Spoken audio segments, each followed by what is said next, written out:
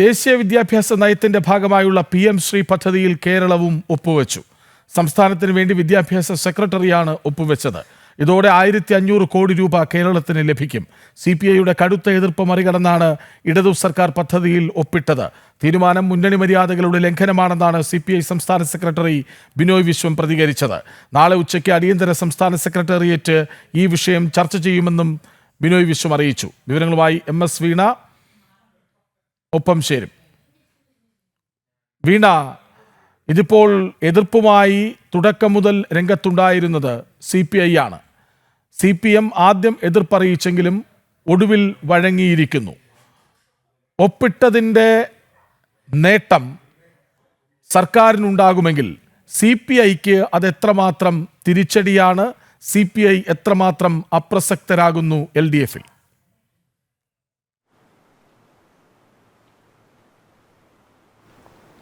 തീർച്ചയായും കൃഷ്ണരാജ്, അത് തന്നെയാണ് നമുക്ക് ഈ ഒരു ഘട്ടത്തിൽ മനസ്സിലാക്കാൻ സാധിക്കുന്നത്. CPI ഈ ഒരു സർക്കാരിൻ്റെ മുന്നണി എന്നുള്ള രീതിയിൽ അപ്രസക്തരാകുന്നു എന്നതിൻ്റെ ഏറ്റവും വലിയൊരു തെളിവാണ് നമുക്ക് കാണാൻ സാധിക്കുന്നത്.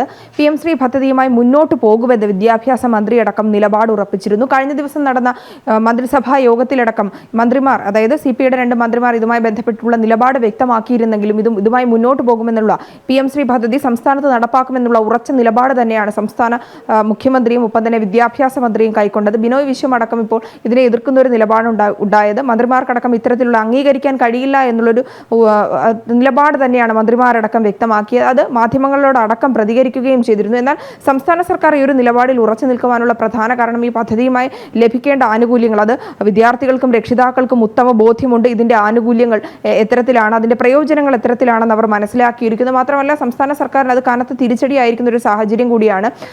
ഇന്ത്യയിലെ പല സംസ്ഥാനങ്ങളിലും PM ശ്രീ പദ്ധതി നടപ്പാക്കിയിട്ടുണ്ട്. മാത്രമല്ല കോൺഗ്രസ് അടക്കം ഭരിക്കുന്ന സംസ്ഥാനങ്ങളിലും അതിന്റെ പദ്ധതി നടപ്പാക്കി അതിന്റെ ഗുണഭോക്താക്കളായി വിദ്യാർത്ഥികൾ മാറുന്ന ഒരു സാഹചര്യം കൂടി നിലനിൽക്കുന്നുണ്ട്. ഈ ഒരു ഘട്ടത്തിൽ സംസ്ഥാന സർക്കാർ അത് മുഖംതിരിഞ്ഞ് നിൽക്കുമ്പോൾ അത് സർക്കാരിന്റെ പ്രതിച്ഛായ മങ്ങലേൽപ്പിക്കുമെന്ന് തീർച്ചയായും സർക്കാരിന് അത് മനസ്സിലായി കഴിഞ്ഞു. മാത്രമല്ല വിവിധ കോണുകളിൽ നിന്ന് വിദ്യാർത്ഥി സംഘടനകളിൽ നിന്നടക്കം രൂക്ഷ വിമർശനമുണ്ടായിരുന്നു. ABVP അടക്കമുള്ള സംഘടനകൾ ശക്തമായ പ്രതിഷേധവുമായി രംഗത്തിലെത്തുകയും ഒപ്പം തന്നെ വിദ്യാഭ്യാസ വകുപ്പിനെയും മന്ത്രിയെയും അടക്കം പ്രതിരോധത്തിലാക്കുന്ന ഒരു സാഹചര്യം കൂടി ഉണ്ടായിരുന്നു.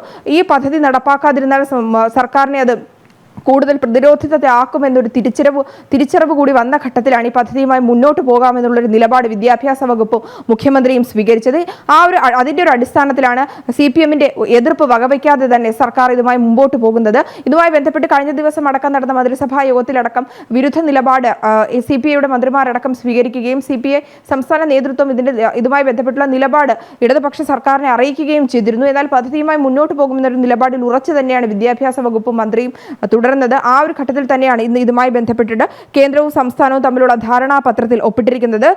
സംസ്ഥാനത്തിന് വേണ്ടി ഒപ്പുവെച്ചത് വിദ്യാഭ്യാസ സെക്രട്ടറി കൂടിയാണ്. തടഞ്ഞുവെച്ച ഫണ്ട് ഉടൻ നൽകുമെന്ന് കേന്ദ്രം ഉറപ്പ് നൽകിയിട്ടുണ്ട്.